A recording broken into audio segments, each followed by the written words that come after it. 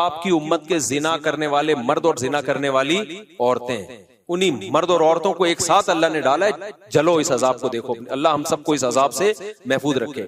तो जिना हल्का अजाब नहीं, आखिरत का अजाब भी बहुत सख्त है। लेकिन दुनिया में जानी को क्या सजा मिलती है? उसकी जो खानदानी जो घर की लाइफ है उसकी ऐसी की तैसी। फिर जब बच्चों को पता चलता है हमारा बाप ऐसा, बच्चों के दिल में भी बाप की कोई इज्जत नहीं रहती। वो बाप को भी जमशेद समझते हैं। डैडी पापा वापा सब खत्म, अब्बा अब्बू बुजुर्गी सब खत्म। तो इसलिए मैं तभी तो आप लोग को 4 शादियों पे सेट कर रहा हूँ। जिना की तरफ मत जाओ भाई, खानदान बढ़ाओ, औलाद मिलेगी हलाल औलाद। अंग्रेजों के औलाद भी हलाल नहीं है, वो भी जिना की पैदावार है। तभी उनमें इतने सेपरेशन के वाकयात हैं। मैंने गोरे का इंटरव्यू लिया किसी यूरोप में। मैंने कहा आपके फादर क्या कर रहे हैं? उन्होंने कहा फादर पता नहीं किधर है। अपने फिर फादर को गालियां देने लगा वो। मैंने कहा यार स्टाइल है भाई। तो क्योंकि वो फादर जो था ना, वो इसकी माँ को छोड़कर कहीं और मुंह काला करना शुरू कर दिया था उसने। फिर उसको छोड़ के कहीं और मुंह काला करना शुरू कर दिया। तो औलाद को ऐसे फादर से मोहब्बत होगी? कहाँ होगी? तो खैर, तो इसलिए अल्लाह ने क्या फरमाया कि जो ईमान वाले लोग हैं, इल्ला अला अज़वाजिहिम औ मा मलकत अयमानुहुम, बांदियां का निजाम खत्म हो गया। अब सिर्फ क्या है भाई? इल्ला अला अज़वाजिहिम, ईमान वाला अपनी ज़ौजा के अलावा कहीं और नहीं जाता। अच्छा देखो, अल्लाह ये भी कह सकते थे कि ईमान वाले लोग अपनी ज़ौजा के पास जाते हैं। ये स्टाइल भी हो सकता था ना, लेकिन अल्लाह ने ये अंदाज नहीं इख्तियार किया। बल्कि अल्लाह ने कहा कि ये लोग अपनी शहवत को कहीं भी पूरा नहीं करते सिवाय बीवी के। ये अंदाज क्यों अल्लाह ने रखा? ताकि फहुश फिल्में देखने वाले भी समझ जाएं कि ये भी क्या है, बोलो, हराम है। और हैंड प्रैक्टिस करने वाले भी समझ जाएं कि ये अमल भी क्या है, हराम। ये नाजायज है, जायज अमल नहीं है। जो लड़कों से बदफेली करते हैं वो भी समझ जाएं कि ये अमल भी क्या है, बोलो, हराम। बदनजरी से अपनी ख्वाहिश पूरी करना, वो अमल भी क्या है, तसव्वुर में किसी गैर औरत का तसव्वुर। बाज नौजवान बताते हैं हम लेटते हैं तो फिर फिल्म चलाते हैं दिमाग में, उसकी फिल्म पूरी चला के उससे लज्जत हासिल कर रहे होते हैं। भाई ये भी नाजायज और ये भी हराम। तो अल्लाह ने सिर्फ और अल्लाह ने कहा अपनी ख्वाहिशात को कहीं भी पूरा नहीं करते सिवाय बीवी की। तो जब मुसलमान पे इतनी पाबंदियां, इतनी रिस्ट्रिक्शंस हो, तो बीवियों की तादाद ज्यादा होना तो बनता है ना मेरे भाई, क्या ख्याल है? फिर इतने प्रोटोकॉल तो मुसलमान मर्द को मिलना चाहिए ना। एक अंग्रेज मुसलमान हुआ, जर्मनी का था मेरा ख्याल है, इतनी बड़ी दाढ़ी उसकी, जामिया रशीद में आता था। अब जब मुसलमान हुआ, जर्मनी में कितनी अय्याशी आपको बताए। मुसलमान हुआ तो फिर यहाँ गुलशन इकबाल में कोई लड़की मुसलमान कोई लड़की थी, उससे फिर उसकी शादी हुई। बड़ा माशाल्लाह दाढ़ी वाड़ी और बड़ा नेक अंग्रेज था वो। मैं मिला उससे, गपशप लगाई, तो मुझे कहता है मैं तो करूंगा 4 शादी। उससे ये हो रहा था कि मेरी बीवी नहीं करने दे रही, हालांकि वो मुसलमान है, पाकिस्तानी मुसलमान है। फिर वो यही कहने लगा, यार हमने जब इतनी अय्याशी छोड़ दी इस्लाम के लिए, हमने इतनी बड़ी कुर्बान, और सेहत भी ऐसी उस गोरे की। आप जर्मन तो वैसे ही देखा होगा ना आपने, कैसे हाइट होती है इनकी, इतने चमाट मारे तो बंदा गिर गया। तो एकदम गुस्सा हो गया मेरे सामने बैठे बैठे। नहीं, मैंने कहा भाई मैंने थोड़ी रोका है तुझे, उसकी बीवी उसको रोक रही थी तो उस पर गुस्सा हो रहा था। हम ये ऐसे कर रहा था इंग्लिश में ना, इंग्लिश भी जानता था वो, जर्मन था या पता नहीं फ्रांस का था, भी मुझे पूरा याद नहीं है, वाकया भी 15-20 साल पुराना है। तो फिर भाई वो तो फिर मुसलमान का इतना तो बनता है ना। अच्छा ये यूरोप में जो या अंग्रेज औरतें जो है ना, वो ये बात आसानी से एक्सेप्ट कर लेती हैं कि मर्द 2 शादियां करे, क्योंकि उनको पता होता है कि मर्द की दोस्तियां बहुत औरतों से होती हैं। जो सेकुलर लिबरल लोग हैं, नाम नेहाद लिबरल्स की बात कर रहा हूं मैं, ये करते क्या है, इनकी दिखाने को एक बीवी होती है, लेकिन इनकी औरतों को भी पता होता है कि इनके ताल्लुकात बहुत। दफ्तर में इनकी जो सेक्रेटरी है वो अलग है, वो एक अलग अजाब बनी हुई है बीवी के लिए, वो भी छांट छांट के रखता है, उसकी क्वालिफिकेशन से ज्यादा उसकी शक्ल देखी जा रही है। और फिर बाहर जाके क्या कुछ कर रहा है, यूरोप जा रहा है, फला मुल्क जा रहा है, पता नहीं क्या कर रहा है। तो ये जो अंग्रेज औरतें होती हैं, ये ज्यादा आसानी से एक्सेप्ट कर लेती हैं, जब ये इस्लाम कबूल करती हैं ना, ये एक्सेप्ट कर लेती हैं कि हमारे शौहर की दूसरी बीवी हो, क्योंकि इन्होंने वो तबाही वाला दौर देखा होता है, वो दौर इन्होंने देखा होता है। तो हमारी औरतों को ने क्योंकि देखा नहीं है ना वो, उनको इसलिए इस्लाम की कदर नहीं है। तो अल्लाह ने क्या फरमाया भाई, अल्लाह ने फरमाया इल्ला अला अज़वाजिहिम, मुसलमान मर्द के पास अपनी ज़ौजा के अलावा कोई ऑप्शन नहीं है। अच्छा यहाँ फिर डॉक्टर लोग टांग अड़ाते हैं। डॉक्टर कहते हैं ये एक्चुअली ये जो हैंड प्रैक्टिस वगैरह, इससे एक्चुअली सेहत को नुकसान नहीं होता, और ये तो वगैरह वगैरह जो डॉक्टर फजूल बातें कर रहे होते हैं। देखो एक चीज खूब अच्छी तरह समझ लो, हर चीज मेडिकल साइंस से साबित नहीं हो सकती। मेडिकल साइंस क्या करती है कि वो कहते हैं भाई जब आप सेटिस्फाई होते हो, इधर हो या उधर हो, तो जो वहां आपकी बॉडी में चेंजिंग आती है वही यहां भी आती है। यानी वो तो इसको बिल्कुल एक सिंपल उस पर लेके जा रहे होते हैं, लेकिन हकीकत ये इससे मेडिकली भी आपको नुकसान होता है, क्योंकि मेंटली आप डिस्टर्ब होते हो। अल्लाह ने जो काम, नेचर कभी गलती करती है, मुझे एक बात बताओ, फितरत कभी दो नंबरी करती है? तो अल्लाह ने मर्द को औरत के लिए, औरत को मर्द के लिए पैदा किया है। अगर ये ख्वाहिश आपकी हाथ के जरिए या किसी और तरीके से पूरी होगी तो ये हो नहीं सकता कि आप जहनी तौर पर आप डिस्टर्ब ना हो, ये हो नहीं सकता, ये नामुमकिन है। अल्लाह ने हमारे लिए दूध को पैदा किया है या चर्स को पैदा किया है? दूध को पैदा किया। दूध पीते रहो, मेंटली कोई दिमाग में कोई खराबी आएगी आपके? भाई ये नेचुरल है ना। अंडे खाते रहो, पराठे खाते रहो, चावल खाते रहो, रोटी खाते रहो, कुछ भी नहीं होगा। आप ज्यादा मजे के चक्कर में चर्स पे आ गए, बॉडी को नुकसान हो या ना हो, सबसे पहले खोपड़ी खराब होगी आपकी। तो ये जो हाथ से ख्वाहिश पूरी करने की जिनको आदत पड़ती है, ये मेंटली डिस्टर्ब होते हैं। अब वो कैसे होते हैं एक अलग टॉपिक है, मैं ज्यादा ये इसको डेप्थ में जाके नहीं बयान करता। इनकी शादीशुदा लाइफ बहरहाल मुतासिर होती है, ये हो नहीं सकता कि वो मुतासिर ना हो। अब लोग कह रहे होते हैं कि मिसालें दे रहे होते हैं, फला को इसकी आदत थी लेकिन शादीशुदा लाइफ में कोई मुतासिर नहीं हुआ। भाई वो ये तो जब होगा जब कंपेयर करके देखो कि जो ये काम नहीं करते उनकी शादीशुदा लाइफ और जो करते रहे उनकी लाइफ, दोनों में बड़ा फर्क होगा। आप कंपेयर कैसे करोगे?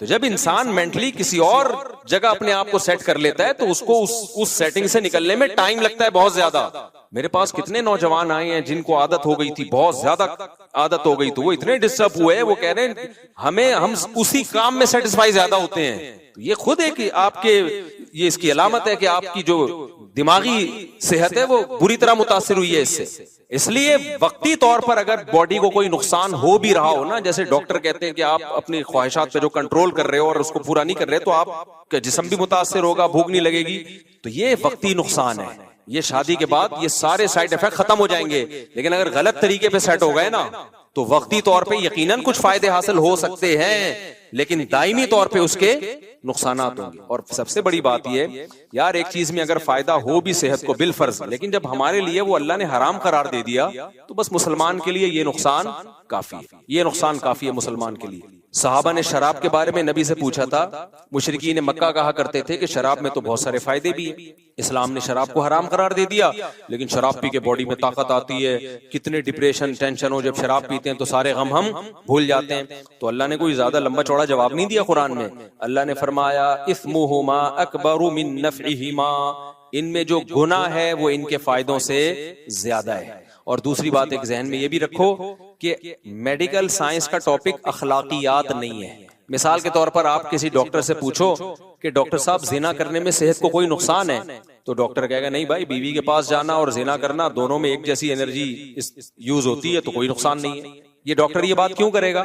इसलिए कि अखलाकियात डॉक्टर का टॉपिक नहीं है। लेकिन मजहब आपको बताएगा जिना करने में नुकसान क्या है, जहन्नम की आग है। अगर 4 गवाहों से साबित हो गया तो 100 कोड़े हैं, और अगर शादीशुदा होना साबित हो गया तो जमीन में गाड़ के पत्थरों से मार के हलाक किया जाएगा इसको। इतना बड़ा जुर्म है ये। तो हर चीज डॉक्टरों से पूछने की नहीं होती, क्योंकि ये आजकल ना लोग डॉक्टर से पूछ रहे होते हैं, डॉक्टर साहब मुझे ये आदत पड़ गई है, डॉक्टर कहते हैं वो पता नहीं खुद क्या कर रहा होता है, बहरहाल वो कहते हैं करते रहो। तो और लड़कों को डॉक्टरों ने इसमें बिगाड़ दिया, खराब कर दिया। हमारे लिए भाई अल्लाह का कानून बहुत है। हाँ ये जरूर है कि जिन लड़कों को इसकी आदत पड़ जाए ना तो ये आदत जल्दी छूटती नहीं, तो जिनको आदत नहीं पड़ी है वो अपने आप को इस अजाब से बचाए। और मैं गारंटी से कहता हूं कि जब उनका की शादी होगी, निकाह होगा उनका, वो ज्यादा अच्छी लाइफ गुजारेंगे, ज्यादा अच्छी लाइफ गुजारेंगे। एक तो वो शादी का इंतजार करेंगे पागलों की तरह, सही है, इंतजार करेंगे वो, तो वो अपने आप को बचाएं इससे। ये सोच के ना करें कि एक दफा करने में क्या होता है, जिसने इस बुराई को एक दफा किया वो फिर पड़ गया इसमें हमेशा के लिए। तो बचाएं, जिनको आदत नहीं है वो बचाएं अपने आप को इस बुराई से, और जिनको आदत पड़ गई है वो छोड़ने की कोशिश करें। और ये यकीन कर लें कि छोड़ने की कोशिश करेंगे तो इंशाअल्लाह ये गुनाह छूट जाएगा। छूटा नहीं तो कम हो जाएगा, कम नहीं तो शादी के बाद छूट जाएगा। लेकिन अगर छोड़ने की कोशिश नहीं की ना तो फिर नहीं छूटता ही है। तो और छोड़ने की कोशिश में क्या है किसी शेख से इस्लाही ताल्लुक कायम करें। हजरत फिरोज मेमन साहब हैं, शाहीन असर हजरत हकीम अख्तर साहब के खुलफा में से हैं, जामिअत रशीद में मौलाना कासिम साहब हैं, किसी अल्लाह वाले से इस्लाही ताल्लुक कायम करें, अपने ख्यालात को पाकीज़ा करें और जब भी गुनाह हो अपने आप पर कोई सजा रखें, कोई रोजे की या कोई सदका वगैरह की सजा रखें, तो उससे आहिस्ता आहिस्ता ये गुनाह बोलो छूट जाता है। और फिर जब फिर भी नहीं छूट रहा तो मायूस ना हो, कोशिश नहीं छोड़नी है, क्योंकि उस कोशिश का पता है क्या फायदा होगा। अगर आपने कोशिश नहीं की तो खूब समझ लो ये इस गुनाह तक नहीं रहोगे, फिर इससे एक स्टेप आगे बढ़ोगे। जो हैंड प्रैक्टिस करते हैं जिना की तरफ फिर वही जाते हैं, क्योंकि उनको अपनी ख्वाहिश पे कंट्रोल ही नहीं होता। इसका सबसे बड़ा अजाब ही यही है, क्योंकि वो ना बार बार उनके जज्बात भड़कते हैं। जो एक दफा हिम्मत करके इस बुराई को छोड़ दें उनके जज्बात भड़कते ही नहीं है, वो कंट्रोल में आ जाते हैं। ये ऐसा जुर्म है, करोगे तो करते रहने की आदत पड़ेगी। फिर एक मेरे पास ऐसे नौजवान आते हैं एक दिन में 6-6, 7-7 दफा कर रहे होते हैं ये बुराई। तो आपने अगर छोड़ने की कोशिश नहीं की, पहली बात ये गुनाह बढ़ता चला जाएगा। दूसरी बात फिर इस गुनाह तक रुकोगे नहीं, ये गुनाह आपको फोहश फिल्मों तक लेकर जाएगा, फिर फोहश फिल्मों से जिना तक लेके जाएगा आपको। तो छोड़ने की कोशिश में क्या होगा फायदा, या तो छूट जाएगी बुराई हमेशा के लिए, या कम हो जाएगी, या कम से कम वहां स्टॉप लग जाएगा, उससे आगे नहीं जाओगे आप। क्योंकि आप लड़ रहे हो शैतान से, तो शैतान भी दिफाई पोजीशन में आ जाएगा। नहीं आई मेरा ख्याल है बात। जब आप शैतान से लड़ोगे ना, एक होता है इकदामी पोजीशन, बढ़ चढ़ के हमले करना, एक होता है दिफाई पोजीशन, हमला कोई और कर रहा है आप सिर्फ दिफा कर रहे हो। तो अगर आपने हथियार डाल दिए और इस बुराई से बचने की कोशिश भी छोड़ दी, तो शैतान इकदामी पोजीशन में आएगा, वो बढ़ चढ़ के आप पे हमले करेगा। वो कहेगा अभी ये कर रहे हो, अब इससे आगे जाओ, अब इससे आगे जाओ, अब इससे आगे जाओ, जिना करवा के छोड़ेगा वो। लेकिन अगर आप छोड़ने की कोशिश में लग गए, या तो आप शैतान से जीत जाओगे, छूट जाएगी बुराई। नहीं जीते तो कम से कम इतना होगा कि शैतान को दिफाई पोजीशन में ले आओगे। शैतान कहेगा ठीक है मैं बढ़ चढ़ के हमले तो नहीं कर रहा, लेकिन तुझे यहां तक रोकूंगा मैं, कम से कम ये करता रहा, इससे आगे बढ़ने पे नहीं आएगा वो। आप लोग को समझ में नहीं आ रहा, रहने दो। इसलिए खुलासा ये निकला कि जब भी किसी नौजवान से ये गुनाह हो, वो अज़म करे मैं अपने आप को सजा दूंगा। सजा कुछ भी हो सकती है, वो खुद फैसला करे। सदका करूंगा कुछ पैसे, या रोजा रखूंगा, या इतने नवाफिल पढ़ूंगा, या सुबह का नाश्ता गोल कर दूंगा, या उस दिन खाना नहीं खाऊंगा। कुछ न कुछ सजा दे, शुरू में हल्की सजा दे, बहुत ज्यादा सजा न दे। तो आहिस्ता आहिस्ता आहिस्ता, और फिर अल्लाह से दुआ भी मांगे, 2 रकत पढ़ के तौबा भी किया करे, तो आहिस्ता आहिस्ता ये गुनाह इंशाअल्लाह छूट जाएगा। समझते हो कि नहीं समझते? तो अल्लाह ने क्या फरमाया, इल्ला अला अज़वाजिहिम, अल्लाह से अगर रिलेशन मजबूत करना है तो निकाह के अलावा तुम्हारे पास कोई ऑप्शन नहीं है। ये अल्लाह का हुक्म है। आगे हम चलते हैं, आज मैंने ये सूरत खत्म करनी है। इल्ला अला अज़वाजिहिम औ मा मलकत अयमानुहुम फ़इन्नहुम गैरु मलूमीन। अल्लाह फरमाते हैं कि जो तमाम रास्तों को ख्वाहिश पूरी करने के बंद करे और निकाह को फोकस करे, तो जो निकाह को फोकस करेगा ये काबिल मलामत नहीं है। ये जुमला लगाने की भी क्या जरूरत थी अल्लाह ताला को? भाई नहीं आई मेरा ख्याल है बात। अल्लाह ताला ने अगर किसी चीज को हलाल कर दिया तो अल्लाह के लिए इतना कहना काफी है ना कि ये हलाल है तुम्हारे लिए, तो भाई बीवी के पास जा सकते हो, काफी है ना ये। लेकिन अल्लाह ने आगे कहा कि अगर जौजा के पास जो जाएगा या निकाह करेगा, ये लोग काबिल मलामत नहीं है। ये कहने की अल्लाह को जरूरत क्या थी भाई? अब जब भी कोई कानून बनाया जाता है तो इतना कह देना काफी होता है ये इल्लीगल है और ये लीगल है।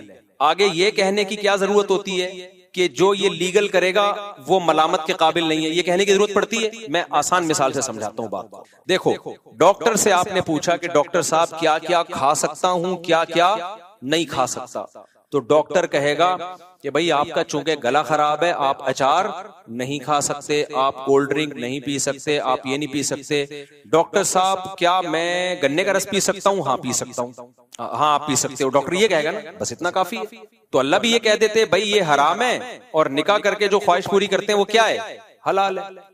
लेकिन अल्लाह ने कहा कि जो अपनी निकाह करके ख्वाहिश पूरी करते हैं ये लोग काबिल मलामत नहीं है, क्योंकि अल्लाह को मालूम था कि कुछ सूफी मिजाज लोग फंटर बनेंगे और शादियां करने वाले को भी ताने देंगे शहवत परस्ती के, क्योंकि वो ये समझेंगे कि ये दुनियादारी है। वो कहेंगे भाई हराम से भी बचो, हलाल में भी बकदरे जरूरत इक्तिफा करो। क्या शादियों में लग गया है और कोई काम नहीं है तुम्हारा? अभी एक शादी हुई, फिर दूसरी शादी, फिर तीसरी शादी, फिर चौथी, क्या हो गया यार ये आप? तो इसलिए अल्लाह ने फरमा दिया कि जो निकाह को फोकस कर रहा है इसको मैंने परमिशन दी है, अपने खर्चे पे कर रहा है, बराबरी करेगा। तो कोई अगर इसको ताना देता है ना मलामत का, क्या बे यार तू भी है तो तू भी ठरकी, पहले तू हराम कर रहा था उधर ठरक था, अब शादियों पे सेट हो गया तो है तो ठरकी है। ना ना ना ना, अल्लाह कहते हैं ये मेरी तरफ से इसकी परमिशन है, लिहाजा इसको ठरकी कहने की किसी को इजाजत, मजाक में कहते तो अलग बात है। मैंने भी यूनिवर्सिटी में किसी को मजाक में कह दिया था, यूनिवर्सिटी में मेरा बयान हुआ तो किसी ने 4 शादियों की बात की, एकदम लड़के एकदम जोश में आ गए ना, मैंने कहा तुम सब ठरकी हो, वो मजाक था। सही है। तो क्योंकि मेरा वैसे कुछ नहीं हो रिस्पॉन्स आ रहा, जैसी ये बात हुई एकदम सब। तो अल्लाह ताला ने यहाँ ये इसलिए कहा है, तभी फतावा काजी खान एक फिका की बहुत पुरानी किताब है, उसमें लिखा है कि अगर किसी शख्स के पास 2 बीवियां थीं, उसने एक और शादी की और किसी ने उसको ताना दिया कि यार क्या कर रहा है यार, तेरी ख्वाहिश 2 से पूरी नहीं हुई है क्या, तो युखाफु अलैहिल कुफ्र, उस पे खतरा है कि वो काफिर ना हो गया हो, क्योंकि अल्लाह ने बाकायदा परमिशन देके कहा है कि ये काबिले मलामत बोलो नहीं है। जब अल्लाह ने कह दिया कि करने दो, अपने खर्चे पे भीख लेके कर रहा हो तो फिर भीख की मलामत करो यार, ये क्या कर रहा है। जब अपने खर्चे पे कर रहा है और उनमें अगर बेअदली कर रहा है तो भी काबिले मलामत है। उसको आप ये कहो यार हुकूक क्यों अदा नहीं कर रहे, इसमें भी उसको मलामत की जाएगी, यार शादियां तो कर रहे जा रहे हो, हुकूक पूरे नहीं कर रहे, इसमें भी मलामत की जाएगी।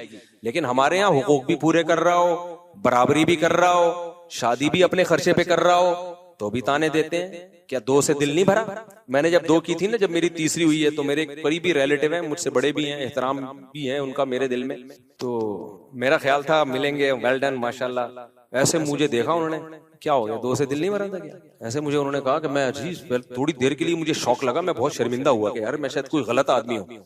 ऐसा उन्होंने मुझे तंज किया ना, क्या फिर कर ली, ऐसा तंज किया, मुझे थोड़ी देर के लिए लगा कि मैं कोई सोसाइटी में नेक या शरीफ आदमी नहीं हूँ, मुझे ऐसा महसूस सा हुआ। इतनी मजबूत लहजे में उन्होंने डांटा मुझे। फिर मैंने सोचा यार अल्लाह ने कहा फइन्नहुम गैरू मलूमीन, अल्लाह कह रहे हैं, अल्लाह थपकी दे रहे हैं, कोई बात नहीं, कोई ठीक किया, कोई मसला नहीं, हुकूक पूरे कर रहे हो तो क्या किया है, ठीक किया। तो ये मैं नहीं कह रहा मेरे भाई, ये अल्लाह कह रहा है कि अगर कोई शादी कर रहा है, अपने खर्चे पे कर रहा है, लड़की वालों को धोखा भी नहीं दे रहा, उसमें पहली वालियों के साथ बराबर का सलूक भी कर रहा है, और तीसरी को घर भी अलग लेके दे रहा है, उसी के साथ ठोंस नहीं रहा पहली के साथ, क्योंकि ये सब चीजें लोग ख्याल नहीं कर रहे होते, उधर ही ठोंस देते हैं। रातों गुजारने में भी बराबरी कर रहा है और हुकूक भी पूरे कर रहा है। तो अल्लाह कह रहे हैं कोई बात नहीं, तुम्हें तीसरी पे ताना मिल रहा है, मेरी तरफ से तुम्हें इजाजत है चौथी भी कर सकते। तो अल्लाह ने मुझे खुसूसी परमिशन दी है, उसके बाद फिर मैं चौथी की तरफ आया। वरना जिस तरह से उन्होंने मुझे ताना दिया था ना, मैं एकदम शॉक हो गया, क्योंकि लोग मुबारकबाद दे रहे थे और वो आके उन्होंने कहा कि 2 से दिमाग नहीं फिर कर ली।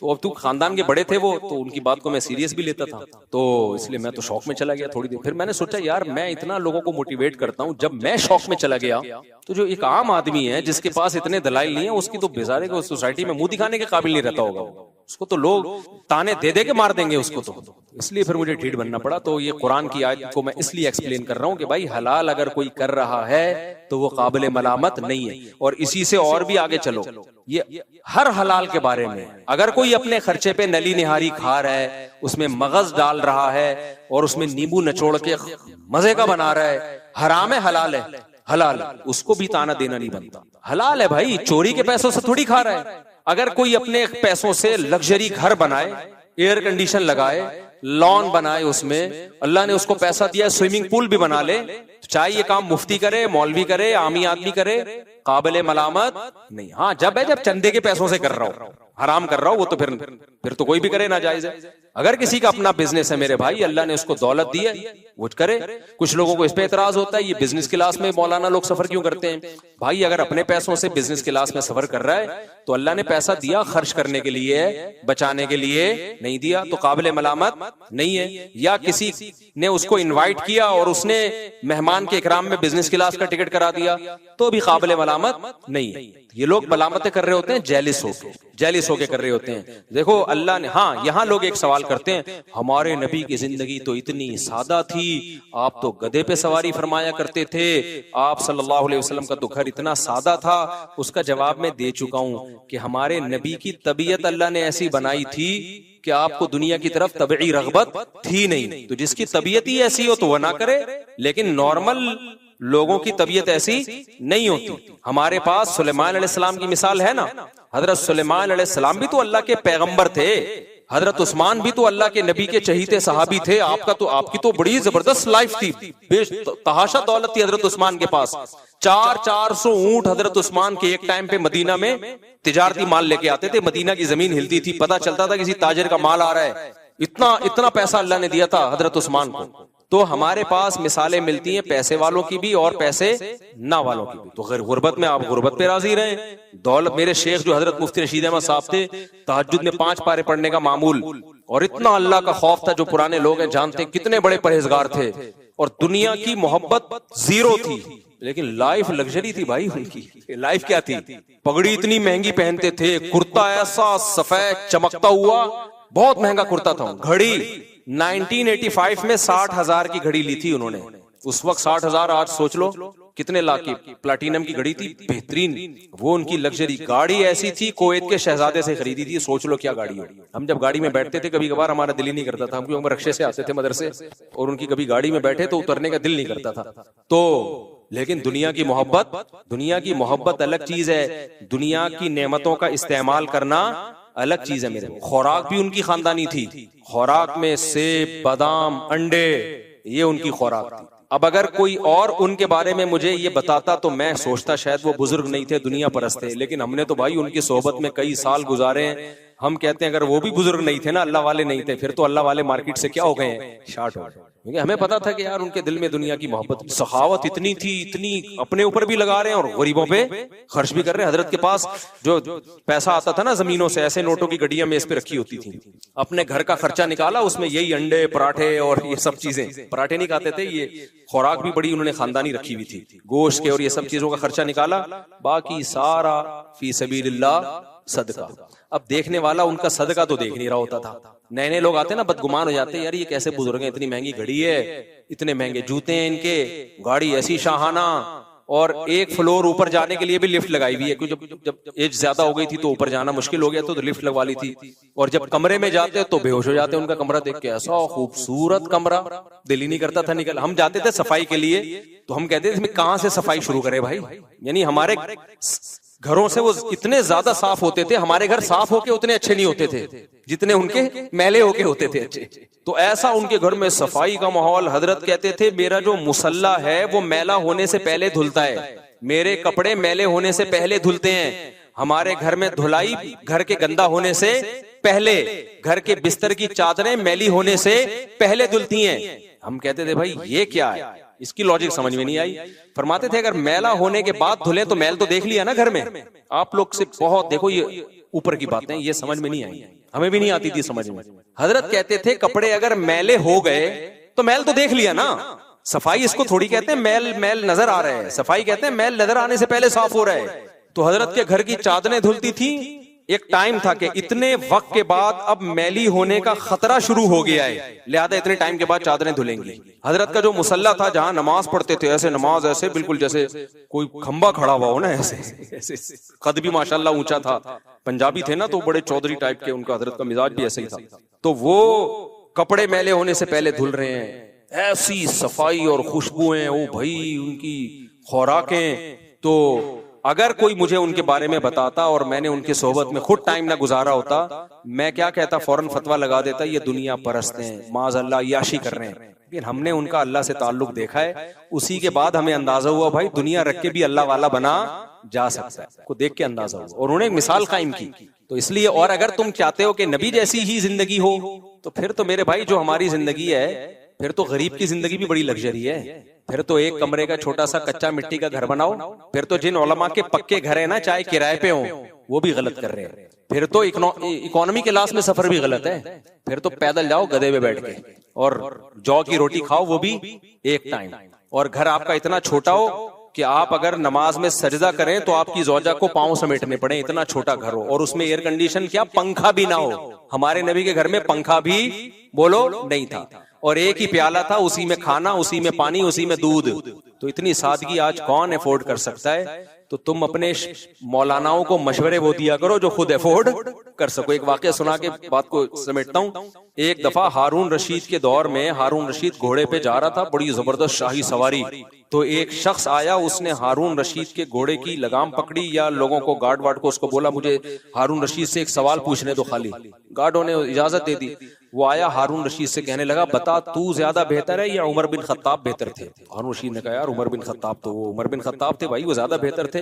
तो इस शख्स ने कहा उमर बिन खत्ताब के कपड़ों पे पेवंद लगे होते थे, वो गधे की सवारी करते थे, घर में रोटी नहीं थी, कोई ये पूरा प्रोटोकॉल नहीं था, और तू उनसे 1000 गुना कमतर है। अपनी सवारी, अपना लिबास देख और अपनी लग्जरी लाइफ देख, तुझे शर्म नहीं आती? वो हारून रशीद ने बड़ा खानदानी जवाब दिया। हमारे उस्ताद ये जवाब अपने अल्फाज में बयान करते थे। पहले मैं हारून रशीद के अपने अल्फाज बता दूं, फिर हमारे उस्ताद के अल्फाज बताऊं।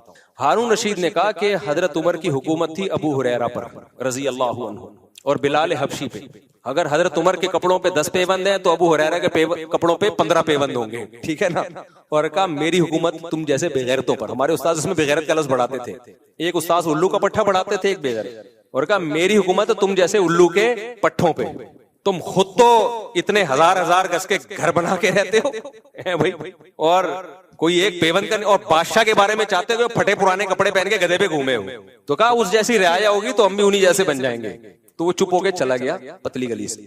तो इसलिए मेरे भाई ये मौलवी जो बनते हैं ना, ये इसी सोसाइटी से बन के सोसाइटी मार्केट में आते हैं, समझ रहे हो? ये कोई ऐसा नहीं है कि नबी सल्लल्लाहु अलैहि वसल्लम की औलादें या सहाबा आज मौलवी बन रहे हैं। तो आज जो मौलाना बन रहे हैं वो इसी सोसाइटी से निकल के आते हैं। तो जैसी पब्लिक होगी मौलाना भी उसी टाइप के होंगे। तुम खुद कबाब पराठे खाओ और जावेद निहारियों में उंगलियां डुबो डुबो के खाओ, उसमें नींबू भी नचोड़ो, और मौलवी को बोलो कि ये दाल खाएगा, मैं तो ये बर्दाश्त नहीं करूंगा भाई किसी कीमत पे। हम तो किसी कीमत पे, हम जब मौलवी हैं भाई, हम भी डुबो अपने खर्चे पे खा रहे हैं ना, तो हम भी नींबू भी नचोड़ेंगे, उसमें नली भी डालेंगे। मैं जब निहारी तैयार करवाता हूं तो आप दोस्तों से पूछ लो, मैं बोलता नली अलग से डाल उसमें और मगज अलग से डाल, और ग्रेवी शुरू में ही ले आ, ग्रेवी शुरू में ही ले। तो इसलिए भाई ये मौलाना भी इसी सोसाइटी की पैदावार है। इनको बेचारों को इतने मुसीबत का मुकल्लफ क्यों बना रहे हो? इनको भी जीने का हक दो, हराम ना हो भाई। ये नहीं कि अब वो सेटिंगें भी शुरू हो रही हैं और चंदे का पैसा कोई खाना शुरू कर दे, ना ना ना, इसमें तो मौलवी डबल मुजरिम होगा। एक आम आदमी चोरी करता है, एक दर्जे का मुजरिम। कोई मौलवी अगर चंदे के पैसे से घर बना रहा है और अपना जाती घर, या वो करप्शन कर रहा है, उसकी सजा उसको पकड़ो जरूर, उसको नहीं छोड़ो। उसको तो मैं लोगों को कहता हूं नहीं छोड़ो। ये ना देखो ये मौलवी क्या खा रहा है, क्या पहन रहा है, या भाई उसकी पर्सनल लाइफ है, खाने दो, उसके बच्चों को भी, खुद भी अच्छा खाने दो, अच्छा पहनने दो। लेकिन मेरे भाई अगर मस्जिद में कोई मौलाना या मदरसे में कोई करप्शन कर रहा है, आप उससे पूछ रहे हैं ये गाड़ी आपने कहां से ली, वो जवाब ही नहीं दे पा रहा उसका। हजरत आपकी तो इतनी आमदन है नहीं, तो किसी ने हदिया दिया है आपको, तो जरा बता दें कौन है जो इतना बड़ा दिल करके पूरी गाड़ी हदिया दे दी, गिफ्ट दे दी, कौन है? तो ये इंतजामिया का फर्ज बनता है वो पूछे, और अगर वो इसको वाजे ना कर सके तो भाई इसका मतलब ये 2 नंबरी हो रही है। फिर क्या होता है, फिर मैं बताता रहता हूँ, फिर आप उस मौलाना से पूछते हैं ये चंदे के पैसों का, वो फिर पता है क्या जवाब देते हैं? उलमा का इहतिराम, ऐन भी बड़ा गाढ़ा निकालते हैं, हा भी बहुत गाढ़ी, इहतिराम उलमा का। जब मेरे पास केस आता है मैं उनसे कहता हूं कि उलमा से सवाल तो किया जाएगा भाई। इस्लाम में जब नबी ने यहां तक कह दिया कि मेरी बेटी फातिमा अगर चोरी करती उनका हाथ काटा जाता, यार सैयदा फातिमा के हम 100 दफा मर के पैदा हो जाए उनकी खाक के बराबर नहीं है। इतनी बड़ी बात पैगंबर ने कह दी कि अगर फातिमा बिनते मोहम्मद सल्लल्लाहु अलैहि वसल्लम चोरी करती उनका भी हाथ काटता। अब क्या रह गया भाई? तो पैसों के लेन देन में, माली मामलात में, कैरेक्टर में भाई ये माफी के काबिल नहीं है। जो उसमें आलिम हो, मुफ्ती हो, कुछ भी हो। तभी हमारी मस्जिद का सारा मालियाती शोबा मैंने अपने हाथ में रखा ही नहीं है, वो खजांची को दिया हुआ है, और वो भी यहाँ के पुराने बुजुर्ग हैं, उनसे हिसाब लेता रहता हूं मैं। लेकिन ये कि वो ताकि कोई मुझ पे उंगली ना उठाए। और जो अभी हमने मुफ्ती तारिक मसूद फाउंडेशन बनाई है ना, उसका पैसा भी एक आदमी के हाथ में नहीं रखा। मैं चाहता सारा आ रहा है मेरे अकाउंट में, अपने पास रखता मैं। बदगुमानियां होती, उंगलियां उठती, भाई एक आदमी नहीं है, पूरी एक टीम बना दी है कि सबके सुलह मशवरे से ये पैसा खर्च होगा और एक आदमी की इंडिविजुअल राय उसमें नहीं चलेगी। तो ये सब चीजें मस्जिद का इमाम हो, मदरसे का हो, सबको करना पड़ेगा, क्योंकि बाज लोग बड़े इसमें फ्रॉडी होते हैं। मैं नहीं कह रहा इमाम और मोहतमिम फ्रॉडी होते हैं, ना ना ना, फ्रॉडी लोग भी मदरसे के मोहतमिम बन जाते हैं, बाज दफा फ्रॉडी लोग भी मस्जिद के इमाम बन जाते हैं। तो उसमें फिर उलमा और इहतराम, ये हवा नहीं चलेगी। उनसे बोलो भाई सिस्टम में सब आएंगे, पूरा हिसाब होगा, और एक आदमी के पास ये इतनी बड़े मालियाती निजाम होना नहीं चाहिए, एक आदमी के पास नहीं हो, ये आप कितने ही नेक हैं फिर भी नहीं होगा, क्योंकि नबी सल्लल्लाहु अलैहि वसल्लम ने हमें बदगुमानी के मौके फराहम करने से भी मना किया है। देखो आप सल्लल्लाहु अलैहि वसल्लम अपनी एक जौजा के साथ अंधेरे में खड़े हुए थे, एक सहाबी गुजरे, आपने उन सहाबी को बुला के कहा ये मेरी जौजा है। उन सहाबी ने कहा या रसूलल्लाह मैं थोड़ी आप पे शक करूंगा, लेकिन नबी ने उनको शक का जो शैतान को जो वसवसे का मौका था वो भी क्या कर दिया, दूर। तो यार पैगंबर अपने बारे में वजाहती बयान दे रहे हैं कि भाई ये मेरी जौजा है, ये न मत समझ लेना कोई नामहरम औरत है। तो जब पैगंबर अपने बारे में वजाहती बयान दे रहे हैं तो मदरसे का मोहतमिम या मस्जिद का इमाम, उससे क्यों नहीं पूछा जाएगा जनाब इतना पैसा आ रहा है, आप तो कोई हिसाब ही नहीं देते, वो बंदे आते हैं नोटों की गड्डी पकड़ाई और पतली गली से निकल ली है, या आपको जाती कोई हदिया दे रहा हो, आप जाने वो जाने, ये क्या है, तो मस्जिद का है, ये मदरसे का है, तो आपने टीम होनी चाहिए। अच्छा बाज लोग टीम को बिठाते हैं, वो टीम का काम बस साइन करना होता है, उसको कोई पूछने वाला उससे नहीं है, उसको एक बस ऑडिट करने के लिए अकाउंटेंट को वो बेवकूफ बनाने के लिए बिठाया हुआ होता है। तो ये इसकी शरीयत में इजाजत, इन चीजों पे एतराज करो, निहारी पे एतराज मत करो, बिजनेस क्लास में सफर कर रहा है उस पे एतराज मत करो, कोई गाड़ी में घूम रहा है उस पे एतराज मत करो, ये एतराज बनता नहीं है, फिर गधे पे लाना पड़ेगा उसको, क्योंकि उससे पहले फिर वो तो साइकिल